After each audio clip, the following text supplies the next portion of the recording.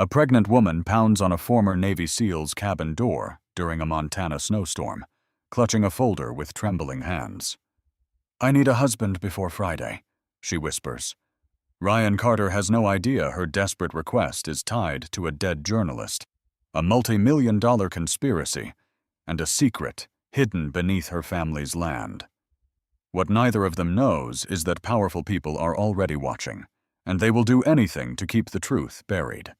Before we begin, please support us in reaching 1,000 subscribers. Thank you so much. A cold Montana wind swept across the valley, carrying loose snow through the bare apple trees and rattling the old cabin windows. Ryan Carter had learned long ago that silence could be louder than gunfire. At 35, the former Navy SEAL lived alone in a weathered log cabin tucked against the foothills outside a small Montana town. The years had shaped him into a man people trusted at first sight. He was tall and broad-shouldered, with a powerful build earned through military service and hard physical work. His short, dark brown military haircut had barely changed since leaving the Navy. A light beard framed his strong jawline, and gray-blue eyes revealed a man who noticed everything, but rarely spoke more than necessary. Most people described Ryan as calm. Those who knew him better understood that calmness came from surviving things nobody should have to survive. The only permanent companion in his life was Max, a 6-year-old German shepherd. The dog was large, disciplined, and intelligent, with a black and tan coat, alert amber eyes, and upright ears that seemed to catch sounds long before human ears could. Max had spent years beside Ryan through lonely winters, difficult memories, and long days working around the property. Neither of them needed many words. That evening, Ryan sat at his kitchen table reviewing feed invoices from a neighboring ranch. Snow tapped softly against the windows while Max slept beside the wood stove. The peaceful quiet lasted until a violent pounding shook the front door. Max sprang to his feet instantly. Ryan was already standing. Nobody visited his cabin after dark unless something had gone terribly wrong. The pounding came again. 3 hard blows. Then silence. Ryan crossed the room and opened the door. A blast of freezing wind entered the cabin. Standing beneath the porch light was a woman. For a moment, Ryan barely recognized her. Hannah Brooks looked as though she had walked straight through the storm. Snow clung to her dark chestnut hair. Her pale face was flushed red from the cold. One hand gripped the porch railing while the other protected her swollen stomach beneath a heavy winter coat. She was pregnant, very pregnant. Ryan knew who she was, though they had only spoken a handful of times over the years. Hannah was 31, the daughter of Charles Brooks, owner of one of the largest apple farms in the county. She had always seemed gentle and thoughtful, the kind of woman who listened before speaking. She was slender despite her pregnancy, with green-gray eyes that carried quiet intelligence. Tonight, those eyes carried something else. Fear. Real fear. "Hannah?" Her lips trembled. "Ryan," she whispered. "I need help." Ryan stepped aside, immediately. "Come inside." The warmth of the cabin seemed to hit her all at once. Hannah entered slowly, exhausted from more than just the weather. Max approached carefully, sniffed her hand, then leaned against her leg as if he had known her for years. That alone caught Ryan's attention. Max rarely trusted strangers so quickly. Hannah lowered herself into a chair near the stove. Only then did Ryan notice the folder clutched tightly against her chest. "What happened?" he asked. For several seconds, she simply stared into the fire. When she finally spoke, her voice cracked. "My father is gone." Ryan already knew. Charles Brooks had died 3 weeks earlier after suffering a sudden heart attack. The entire county had attended the funeral. "I'm sorry," Ryan said quietly. Hannah nodded. "He left me the farm." "That sounds like good news." "It isn't." She slid several documents across the table. Ryan glanced at the legal papers. Most of the language meant little to him. Then Hannah pointed toward a specific paragraph. My father added a condition. Ryan looked up. What kind of condition? Tears gathered in her eyes. If I'm not legally married by Friday, I lose control of everything. The room became still. Even the crackling fire seemed quieter. Ryan stared at her. What? My Uncle Lucas gets the farm. Ryan had heard of Lucas Grant. Most people in the county had. Lucas was Charles Brooks's younger brother, a smooth-talking businessman who had spent years away from agriculture. He cared about numbers far more than people. Tall and sharply dressed, with silvering hair and a permanent salesman's smile, Lucas had a reputation for finding profit where others saw tradition. Very few people trusted him. Friday? Ryan asked. Hannah nodded. It's Tuesday. Ryan leaned back. That's insane. I know. And the lawyers say it's legal? Yes. She swallowed hard. Lucas already has buyers waiting. Buyers? A mining company. That word immediately bothered Ryan. Mining companies rarely brought anything good to small farming communities. They want the land? Yes. And your uncle wants to sell? He wanted to sell before my father was even buried. Silence filled the cabin again. Outside, the wind howled against the walls. Ryan studied Hannah carefully. She looked exhausted, not weak, not helpless, exhausted, like someone who had been fighting alone for far too long. What are you asking me for? He finally said. Hannah looked directly into his eyes. The answer came so softly he almost missed it. I need a husband before Friday. Ryan froze. The words hung in the air. Max lifted his head. Neither man nor dog moved. Hannah's face turned red with embarrassment. I know how it sounds. You're asking me to marry you? Yes. The absurdity of the situation collided with the sincerity in her eyes. Ryan wanted to say no immediately. Marriage was not a favor. It was not paperwork. It was not something people borrowed for a legal deadline. But then Hannah reached into the folder again. I haven't told anyone this part. She handed him another document. Ryan looked down. It was a report, an accident report, a fatal car crash. At the top of the page was a name, Daniel Reed. Ryan looked back at her. The father of your baby? A tear slipped down her cheek. Yes. What does this have to do with the farm? Hannah's voice became almost a whisper. Before he died, Daniel told me someone was watching him. Ryan frowned. What was he doing? He was investigating the mining company. And for the first time that night, genuine alarm appeared in Ryan's eyes. Then Hannah said something that made the entire story stop making sense. The company trying to buy my father's farm is the same company Daniel was investigating before he died. The fire crackled. The wind screamed outside. And for the first time, Ryan Carter began to suspect that neither the will nor the accident had happened by chance. Ryan Carter had faced enemy fire, survived deployments across hostile territory, and made life-or-death decisions in seconds. Yet the decision sitting across from him at his kitchen table felt strangely heavier than any mission briefing he could remember. Long after midnight, after Hannah had finally fallen asleep in the guest room, Ryan remained awake beside the dying fire, staring at the document spread across the table. Outside, snow continued drifting across the Montana Valley, covering the landscape in silence. Max lay near the stove, occasionally lifting his head whenever Ryan shifted in his chair. The German Shepherd seemed unusually attentive, as though he sensed the tension weighing on his owner. Ryan's eyes repeatedly returned to the accident report bearing Daniel Reed's name. Something about the story bothered him. It wasn't just the suspicious death.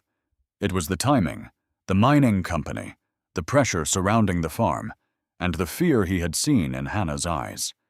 Too many pieces fit together, too neatly. Morning arrived beneath a pale winter sky. Ryan found Hannah standing at the kitchen window holding a mug of coffee with both hands. Sunlight revealed details hidden by the storm the night before. She looked exhausted. Her dark chestnut hair was tied loosely behind her head, and faint shadows rested beneath her green-gray eyes. Pregnancy had changed her appearance, softening some features while making others appear more fragile. Yet beneath the fatigue was a quiet resilience that Ryan respected. She reminded him of people he had met after natural disasters and wars, ordinary individuals forced into extraordinary circumstances without ever asking for them. For several moments, neither spoke. The silence wasn't uncomfortable. It felt like two people trying to understand the new reality standing in front of them. Eventually, Ryan sat across from her and asked about Daniel Reed. The change in Hannah's expression was immediate. Pain appeared first, followed by warmth. Daniel, she explained, had been 34 years old, tall and lean, with sandy blonde hair and thoughtful blue eyes that always seemed to be studying the world around him. He worked as an investigative journalist and possessed a stubborn belief that truth mattered, even when exposing it made powerful people angry.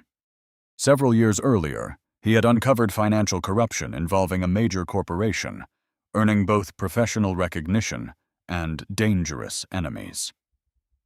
Hannah spoke about him carefully, as though every memory was precious.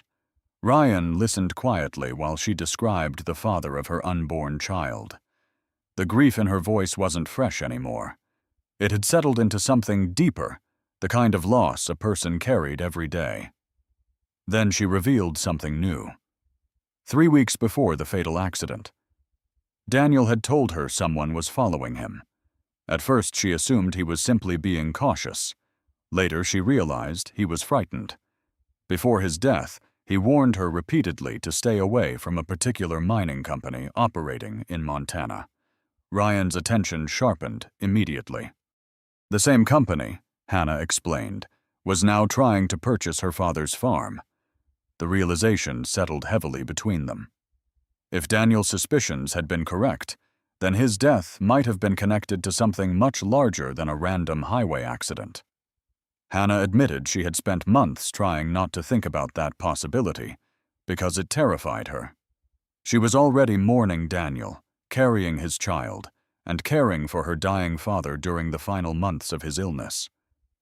There had simply been no emotional strength left for conspiracy theories.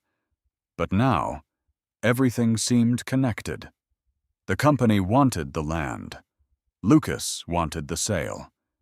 Daniel had been investigating them, and suddenly her father's will placed enormous pressure on her only weeks after his funeral. Their conversation was interrupted by the sound of an approaching vehicle. Through the window, Ryan watched a black luxury pickup climb the snow-covered driveway. Hannah's face immediately lost color. Even before she spoke, Ryan knew who had arrived. Lucas Grant stepped from the truck with the confidence of a man accustomed to controlling every room he entered. At 62, he maintained a polished appearance that contrasted sharply with the ranchers and farmers surrounding the county.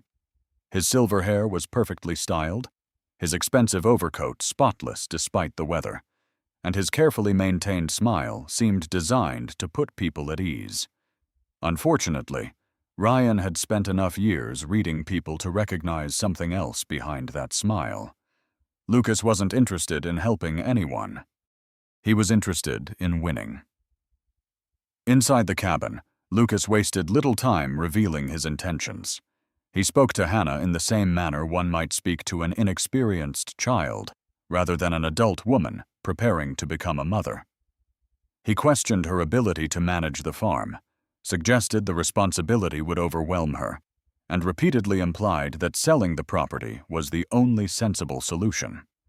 What irritated Ryan most was the calculated kindness woven into every insult. Lucas never raised his voice. He never appeared openly cruel. Instead, he disguised manipulation as concern. Hannah had clearly endured this treatment for years. Ryan could see it in the way her shoulders tightened whenever Lucas spoke. Each sentence seemed carefully crafted to remind her of every insecurity she already carried. Then Lucas discovered the truth. He noticed the documents on the table, the tension in the room, and the fact that Hannah was staying at Ryan's cabin. The realization arrived slowly at first, and then all at once. His smile widened into open disbelief. He laughed, assuming the idea was ridiculous. A pregnant woman marrying a former Navy SEAL she barely knew before Friday sounded absurd, even to him. Yet beneath his amusement, Ryan noticed something important. For the first time since arriving, Lucas looked nervous. Not frightened, not worried, nervous. Because if Hannah married before the deadline, the entire plan could collapse. After Lucas finally left, the cabin felt strangely quiet. Hannah remained seated at the table, staring into her untouched coffee. The encounter had clearly shaken her. Ryan understood why. Some people left bruises without ever raising a hand. Lucas seemed to possess that talent. For a long moment, Hannah said nothing. Then she admitted she felt as though every conversation with her uncle left her doubting herself. Ryan understood the feeling more than she realized. After leaving military service, he had spent years questioning who he was without the uniform. Self-doubt could become its own prison, if allowed enough time. Looking at Hannah, he realized she had spent most of her life being told she wasn't capable enough, experienced enough, or strong enough. The approaching deadline suddenly felt less important than the woman sitting across from him. Ryan thought about Daniel. He thought about the child she carried. He thought about a family farm that represented generations of memories. Most of all, he thought about the fact that Hannah had shown up at his door because she had nowhere else to go. The decision became surprisingly simple. "If I do this," he said quietly, "there are rules." Hannah lifted her eyes. Ryan explained that there would be no lies between them, no secrets about threats or dangers, and no pretending when difficult situations appeared. If they were going to face this together, they would face it honestly. Hannah agreed immediately. Tears filled her eyes, though this time they came from relief rather than fear. For the first time since arriving at the cabin, hope replaced desperation. Ryan finally nodded. "We'll go to the courthouse tomorrow." For several seconds, Hannah simply stared at him. Then she covered her mouth as tears rolled down her cheeks. Max immediately walked over and rested his head gently against her knee. Ryan almost smiled. Outside, the snow continued falling across the valley. Neither of them noticed a dark SUV parked on a distant ridge overlooking the property. A man sat behind the steering wheel watching the cabin through binoculars. After several minutes, he lowered them and reached for his phone. "They're moving forward with the marriage," he said. A long silence followed. The man's expression hardened. When the call ended, he started the engine and drove away. Whatever Daniel Reed had been investigating before his death, somebody clearly wasn't finished protecting it. The following week began with a fragile sense of stability neither Ryan nor Hannah completely trusted. The marriage license had solved one problem, but it had not erased the uneasiness hanging over the Brooks farm. Every morning, Ryan drove Hannah to the property before sunrise. Snow still covered parts of the valley, but warmer temperatures had begun revealing stretches of dark earth beneath the trees. The apple orchard extended across rolling hills that seemed peaceful from a distance. Yet Ryan had spent enough years observing battlefields to understand that appearances could be deceptive. Sometimes the most dangerous places looked perfectly ordinary. For Hannah, returning to the farm as its legal owner felt both comforting and terrifying. Every fence post reminded her of childhood memories with her father. Every barn carried traces of his hard work. Yet everywhere she looked, she also saw responsibilities she barely understood. The workers were polite, but cautious. They had spent years taking instructions from Charles Brooks. Now they were watching his pregnant daughter step into a role nobody was certain she could fill. Hannah felt their uncertainty every time she walked through the property. Some days it strengthened her determination. Other days, it made her want to climb back into Ryan's truck and drive away. Ryan noticed those moments even when she tried hiding them. One afternoon, he found her standing alone beside the oldest section of the orchard, staring across the snow-covered rows of trees. Her gloved hand rested protectively against her stomach while the winter wind pulled loose strands of hair across her face. She looked exhausted again, though this time the exhaustion came from responsibility rather than fear. When Ryan asked what was wrong, Hannah admitted she kept feeling as though everyone expected her to fail. Ryan understood that feeling better than most people. After leaving the military, he had spent years wondering who he was without the structure and certainty that had defined his adult life. Eventually, he learned that confidence rarely arrived before action. It usually appeared afterward. He told Hannah the same thing. She laughed softly and said he always made difficult things sound simpler than they were. Ryan replied that difficult things were usually survived one day at a time. Later that week, Max became interested in something unusual. The German Shepherd had accompanied Ryan to the farm countless times already, often wandering the property while remaining close enough to respond instantly when called. On this particular afternoon, however, he repeatedly returned to the same abandoned storage shed near the northern edge of the orchard. The building had not been used in years. Snow-covered weeds surrounded it, and part of the roof had collapsed long ago. At first, Ryan assumed Max had found a rabbit or some other animal, but after the dog returned to the structure for the third time, Ryan decided to investigate. Inside the shed, dust covered nearly everything. Broken equipment sat against the walls, and old crates filled one corner. While Ryan searched the building, Max moved directly toward a wooden cabinet partially hidden beneath a tarp. The dog pawed at it insistently. Curious, Ryan pulled away the tarp and opened the cabinet doors. Most of the shelves contained old maintenance records and weather-damaged notebooks. One drawer, however, appeared different. It was locked. That discovery immediately caught his attention. Several minutes later, Ryan forced the drawer open. Inside, he found a collection of folders sealed in plastic sleeves. At first glance, they appeared to be land surveys and geological reports. Ryan carried everything back to the farmhouse office, where Hannah was reviewing invoices. Together, they began examining the documents. What they discovered changed everything. The reports had been commissioned years earlier by Charles Brooks but never shared publicly. Detailed geological studies revealed the existence of a massive underground aquifer running directly beneath the Brooks property and several neighboring farms. The water source was unusually large, exceptionally pure, and critically important to the region. According to the reports, industrial mining near the aquifer could contaminate water supplies across multiple communities. For several minutes, neither Ryan nor Hannah spoke. The significance was obvious. The mining company had never been interested only in the land. The land protected something far more valuable. Hannah slowly lowered the final report. She looked pale. Memories seemed to move behind her eyes as pieces of the past suddenly aligned. Her father had spent years fighting unexpected purchase offers. Developers had repeatedly approached him with increasingly generous amounts of money. He always refused. At the time, she assumed it was simple attachment to family property. Now she wasn't so sure. That evening, Ryan insisted they visit someone who might understand the reports better.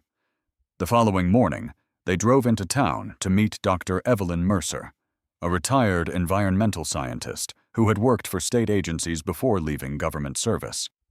Evelyn was 70 years old, a tall, slender woman with silver hair cut neatly at shoulder length and sharp blue eyes that missed very little.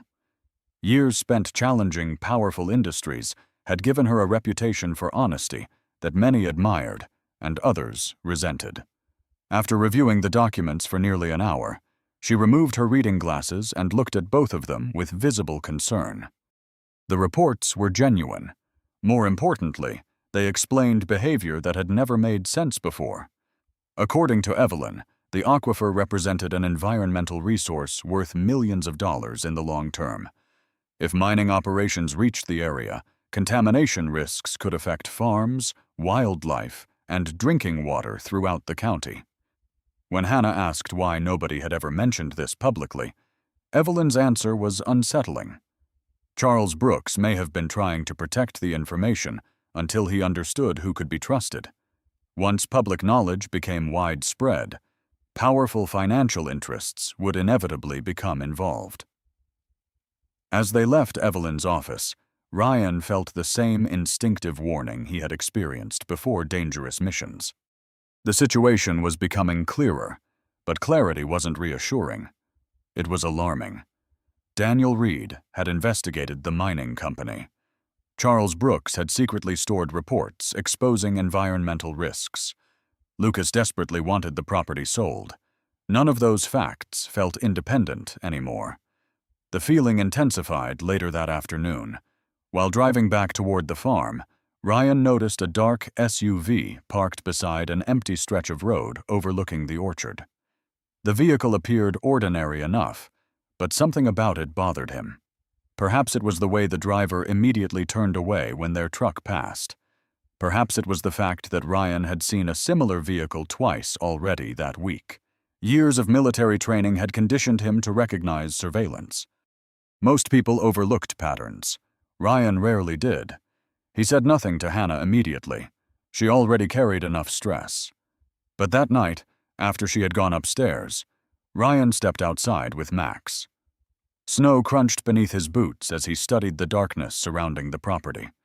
The valley appeared peaceful. A few distant lights glowed from neighboring ranches. Wind moved gently through the orchard. Then Max suddenly froze.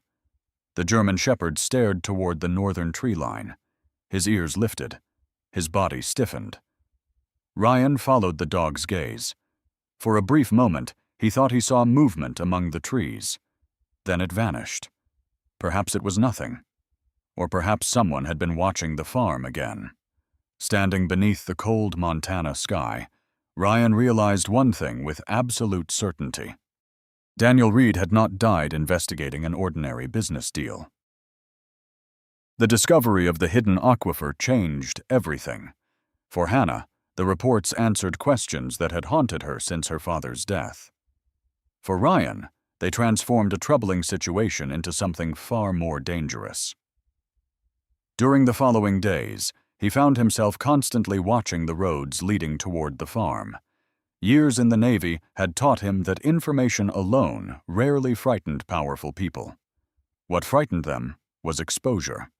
If the mining company truly knew about the underground water source, then Charles Brooks had been standing in the way of a great deal of money. Daniel Reed had been investigating the company. Now both men were gone. Ryan did not believe in coincidences that convenient. Hannah tried to focus on daily responsibilities, but the burden she carried seemed heavier with each passing day. Her pregnancy had entered its final months, and exhaustion often followed her from morning until night. Still, she refused to surrender. Every morning she reviewed invoices, spoke with suppliers, and met with workers who were gradually beginning to respect her leadership. Ryan noticed the change. The hesitant woman who had arrived at his cabin during a snowstorm was slowly disappearing. In her place stood someone stronger. She still doubted herself sometimes, but now she kept moving forward anyway.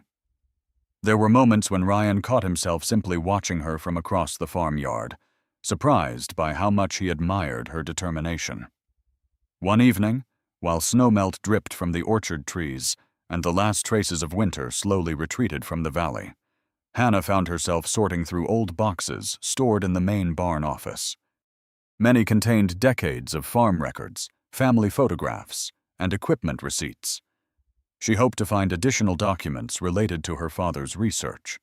Instead, she discovered something else. Tucked inside an envelope was a photograph of Charles Brooks standing beside Daniel Reed. The picture appeared recent, taken less than a year earlier. On the back, Charles had written a short note in his own handwriting. "If anything happens to me, Daniel knows where to look." The message sent a chill through her. That evening she showed the photograph to Ryan. Neither of them spoke for several moments. The note suggested that her father and Daniel had been working together. More importantly, it implied both men knew something worth protecting. Before they could discuss it further, Max suddenly began barking near the front door. The sound was different from his normal alert bark. Sharp, urgent. Ryan immediately stood. Years of instinct took over. He stepped outside and scanned the darkness. At first he saw nothing unusual. Then he smelled smoke. His head turned instantly toward the northern side of the property. A faint orange glow flickered against the night sky. The barn. For a split second, his mind refused to process what he was seeing. Then reality hit. The northern equipment barn was on fire. "Hannah!" he shouted. The next several minutes became chaos.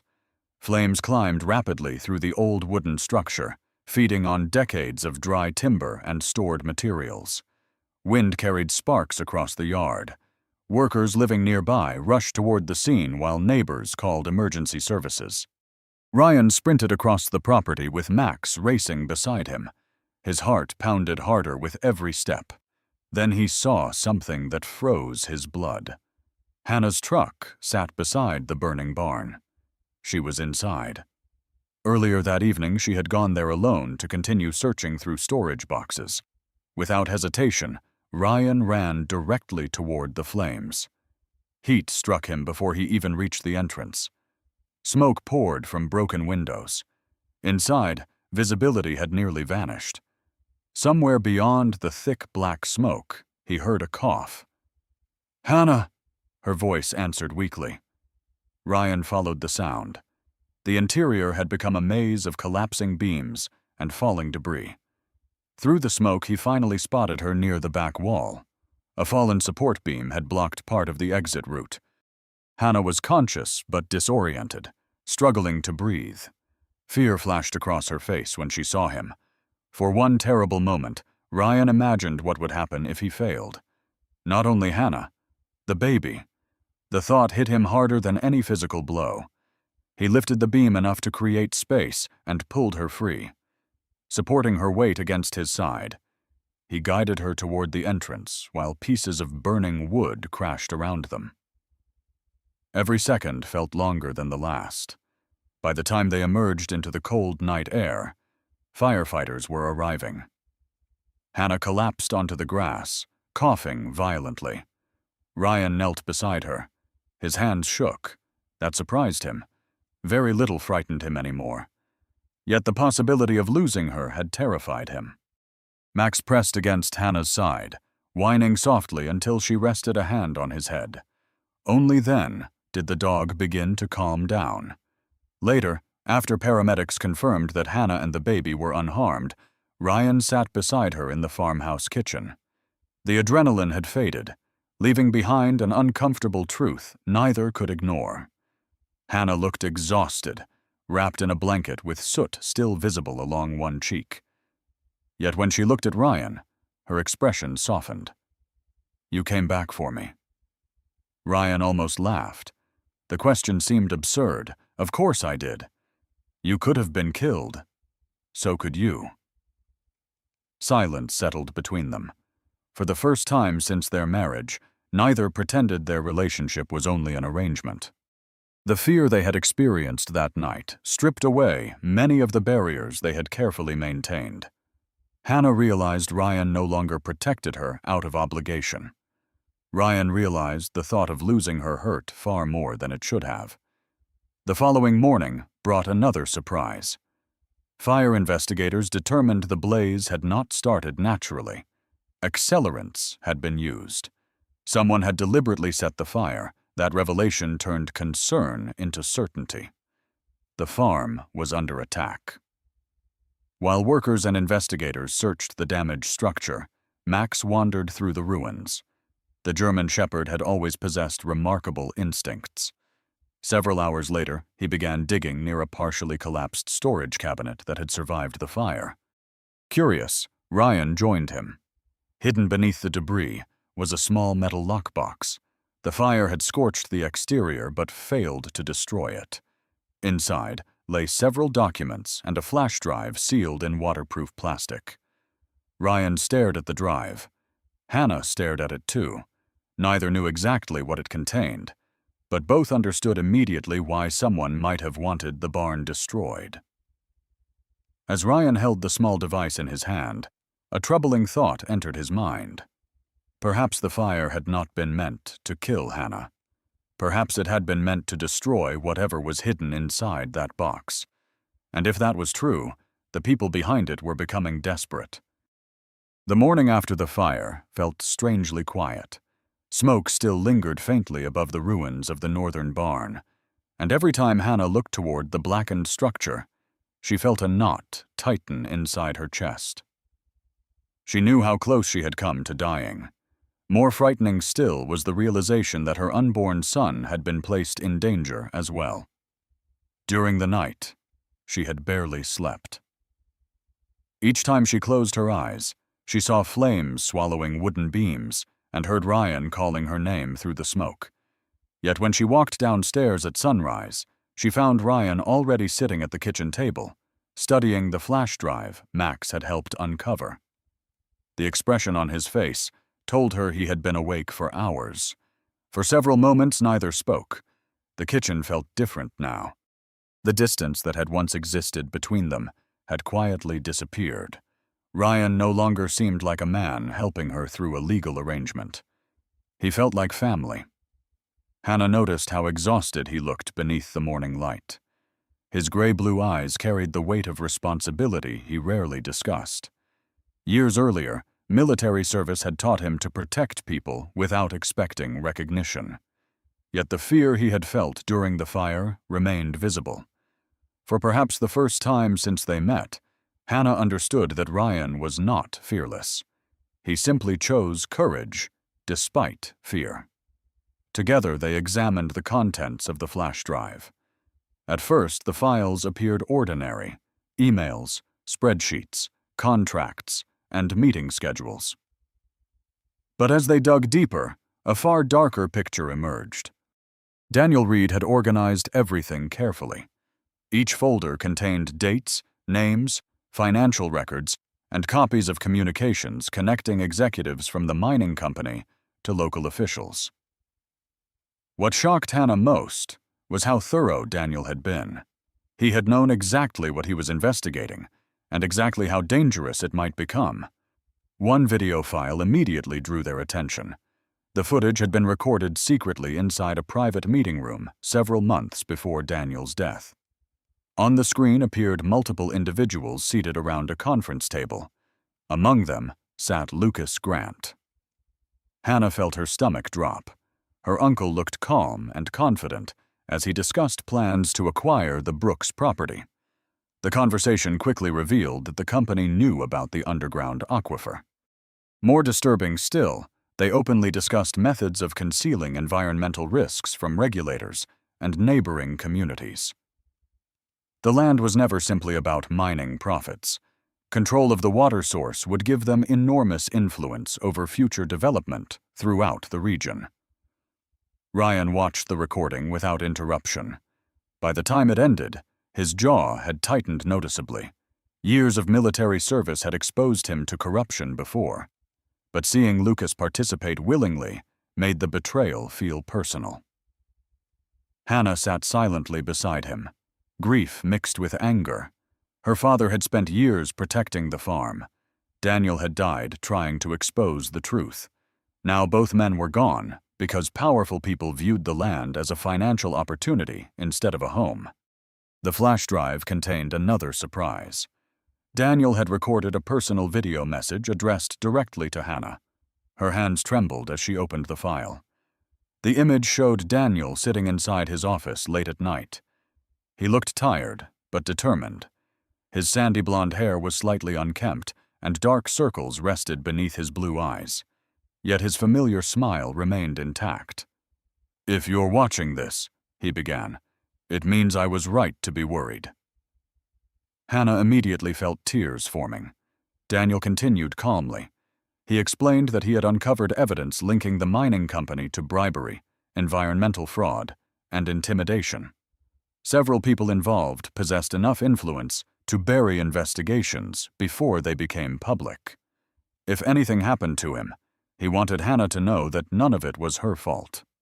He spoke briefly about the child she was carrying, expressing hope that their son would grow up knowing his father tried to do the right thing. Then he said something that neither Hannah nor Ryan expected. "There's one person I trust if things go bad." Charles Brooks. The video explained that Daniel and Charles had secretly worked together for nearly a year. Charles had hidden evidence on the farm, while Daniel gathered proof. Together they hoped to stop the sale of surrounding land before irreversible damage occurred. Before ending the message, Daniel looked directly into the camera. "Give this to federal investigators. Don't trust local politics. Some of the people involved are closer than you think." When the video ended, neither Hannah nor Ryan spoke for a long time. The next step was obvious. That afternoon, Ryan contacted federal authorities. Within 48 hours, investigators arrived in Montana. The lead investigator was Daniel Mercer, a 48-year-old federal agent with a broad build, dark hair touched by gray at the temples, and steady brown eyes that reflected years of experience. Unlike many officials Hannah had met recently, Mercer listened more than he spoke. After reviewing the files, he quickly understood the significance of the evidence. The investigation moved faster than anyone expected. Federal warrants were issued. Financial records were seized. Several company executives were questioned. Most importantly, investigators discovered independent evidence supporting Daniel's findings. The corruption extended far beyond the Brooks property. Multiple transactions connected local decision-makers to illegal agreements designed to bypass environmental protections. Lucas Grant's arrest occurred 3 weeks later. Hannah watched from her porch as federal vehicles arrived at his property. For years, Lucas had controlled conversations through confidence and manipulation. Now that confidence had vanished, he looked older somehow as agents escorted him toward a vehicle. There was no dramatic confrontation. No final argument, just the quiet collapse of a man who believed money could protect him forever. The mining company's regional operations were suspended shortly afterward. Additional investigations followed. Communities throughout the county learned how close they had come to losing the aquifer that supplied water to thousands of people. For the first time since her father's death, Hannah felt something she had almost forgotten: peace. Several weeks later, spring finally arrived in Montana. The orchard bloomed beneath clear blue skies. White blossoms covered the trees, transforming the landscape into something almost magical. It was during that season of renewal that Hannah went into labor. Ryan never left her side. Hours later, a healthy baby boy entered the world. When the nurse placed the infant into Hannah's arms, she cried openly. Ryan sat beside her, unable to look away. The child had Daniel's eyes, but Hannah's smile. For several moments, the room felt suspended outside time itself. "What should we name him?" Ryan asked quietly. Hannah looked down at her son. "Charles Daniel Brooks Carter." Ryan's eyes widened. "You sure?" She nodded. "Very." Several months later, the orchard stood thriving once again. The investigations had ended. The farm was safe. The aquifer remained protected. On a warm afternoon, Hannah stood beside Ryan at the edge of the property, while Max rested nearby beneath an apple tree. The German shepherd, now older and grayer around the muzzle, watched the family with the same loyalty he had shown from the beginning. The little boy slept peacefully in Ryan's arms. For a long moment, nobody spoke. The wind moved gently through the orchard. Birds sang somewhere beyond the hills. And as Hannah leaned against Ryan's shoulder, she realized the miracle she had once prayed for had arrived in a form she never expected. She had come to his door searching for a husband. Instead, she had found a family. Sometimes God's greatest miracles come disguised as storms. Hannah knocked on Ryan's door, believing she only needed a husband to save a farm. but God was quietly leading her toward protection, love, and a family she never expected. In daily life, we may face fear, loss, betrayal, or impossible choices. But even when the road feels dark, God can place the right person in our path at the right time. What looks like an ending may become the beginning of a blessing. If this story touched your heart, please share it with someone who needs hope today. Comment below where you're watching from. Subscribe for more inspiring stories, and may God bless you, protect your family, and fill your home with peace.